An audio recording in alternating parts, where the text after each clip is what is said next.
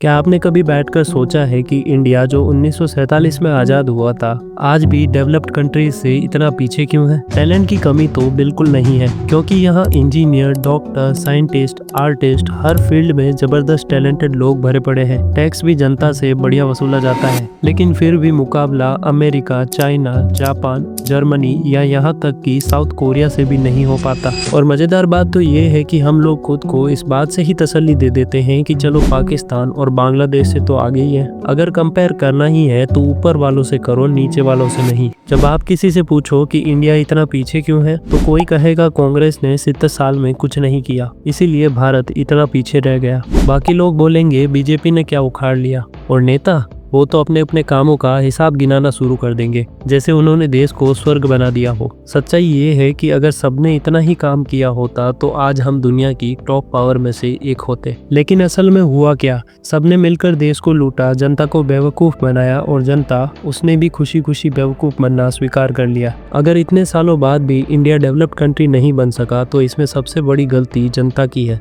हाँ, डेवलपमेंट रोकने में सबसे बड़ी गलती जनता की ही है। देखो, हर डेवलप कंट्री अपनी जीडीपी का बड़ा हिस्सा एजुकेशन और रिसर्च में लगाती है। कई ऐसे देश हैं जो अपनी टोटल जीडीपी का 4 से 5% तक एजुकेशन में खर्च करते हैं, और इंडिया सिर्फ 2 से 3%, वो भी कागज पर। ऊपर से 100 रुपए निकलता है तो नीचे तक 10 रुपए भी नहीं पहुँचते। तभी तो रिसेंटली राजस्थान में एक गवर्नमेंट स्कूल की छत गिर जाती है, 27 बच्चे घायल हो जाते हैं और 7 बच्चों की जान चली जाती है। रिसर्च के लिए फंडिंग चाहिए। इसरो जैसे वर्ल्ड क्लास संस्थान भी कह चुके हैं कि उन्हें जितनी फंडिंग चाहिए उतनी मिलती ही नहीं। लेकिन जनता को ये बातें कौन बताएगा? मीडिया वाले। मीडिया वालों को तो मोदी जी के पर्स में इंटरेस्ट है।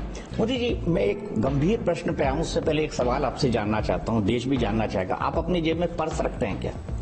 पर्स रखते हैं क्या? बटुआ जिसके अंदर पैसे होते हैं।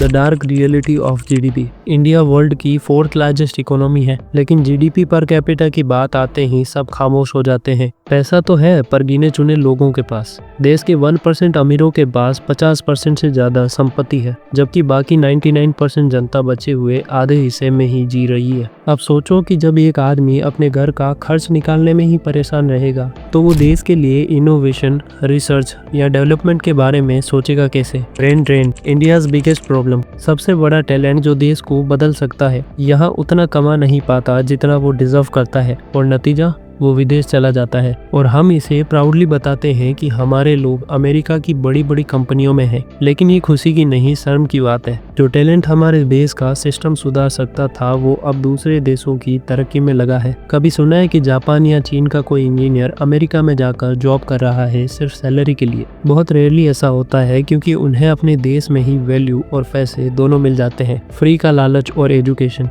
हमारे यहाँ लोग 5 किलो फ्री राशन के लिए लाइन में लगे रहते हैं। अगर कुछ फ्री करना ही है तो एजुकेशन को फ्री करो ना।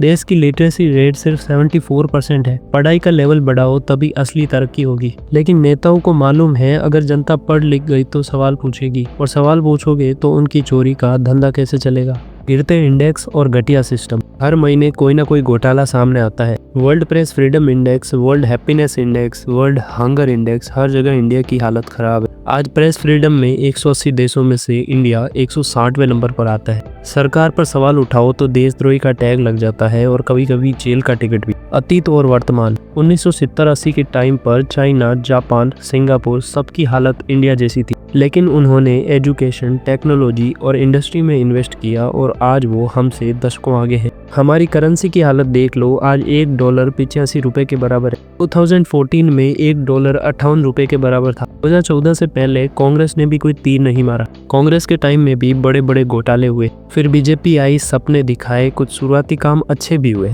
Digital India, online payment system, नए एम्स और IITs, लेकिन फिर वही पुराना खेल। जनता को मुद्दों में उलझाओ और असली काम से ध्यान भटकाओ। इंफ्रास्ट्रक्चर की रियलिटी। हाँ, रोड्स और ब्रिज तो बन रहे हैं, लेकिन क्वालिटी 2 साल में टूटने लगती है। कुछ जगह तो ब्रिज बनते बनते गिर जाते हैं। जनता की सोच। कोरोना में लोग मर रहे थे, तब सरकार ने थाली बजाने का टास्क दे दिया, और जनता ने किया भी। वोट देने का समय आता है तो 500 या 1000 रुपए लेकर वोट भेज दिया जाता है। पहले 70 साल गांधी जी के नाम पर कांग्रेस को वोट, अब 10 साल से हिंदू मुस्लिम के नाम पर बीजेपी को। और ऊपर से दिखावा, जानवरों के रक्षक, लेकिन मीट कंपनियों से चंदा भी लेते हैं।